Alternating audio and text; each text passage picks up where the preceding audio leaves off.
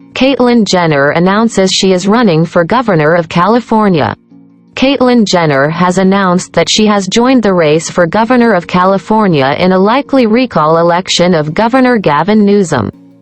NBC's Mark Murray has details. Caitlyn Jenner is becoming the latest candidate for governor there. The 71-year-old Republican filing paperwork for what's expected to be that recall election later this year against Democrat Gavin Newsom.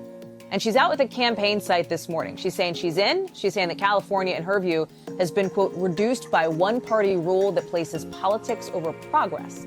NBC News senior political editor Mark Murray joins me now. So, Mark, listen, we don't know for sure this recall is even happening. They're still verifying signatures and so on. This is getting a lot of attention, though, from people who want to get Governor Newsom out. And Caitlyn Jenner is a name that has been mentioned, repeatedly in recent weeks as somebody who could take just such a step.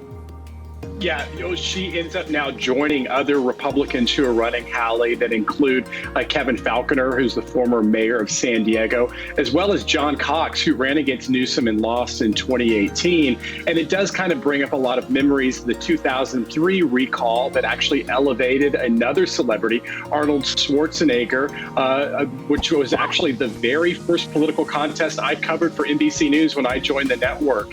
And while I think a lot of people are drawing comparisons, Hallie, to that 2003 race, I think there are two very, very big differences between now and then. Number one has to actually do with the political identity that Arnold Schwarzenegger had versus Caitlyn Jenner's. Arnold Schwarzenegger was actually a known name political entity in California before that recall. He'd also married into a very political family.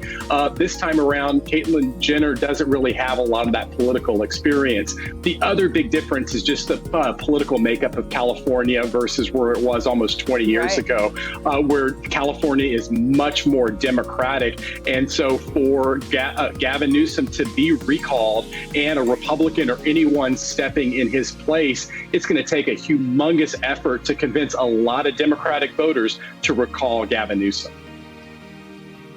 Axios is reporting she does have a couple of folks from former President Trump's inner circle that are on board helping her campaign. Do you think that is good or bad, given the political makeup of very blue California, as you just described?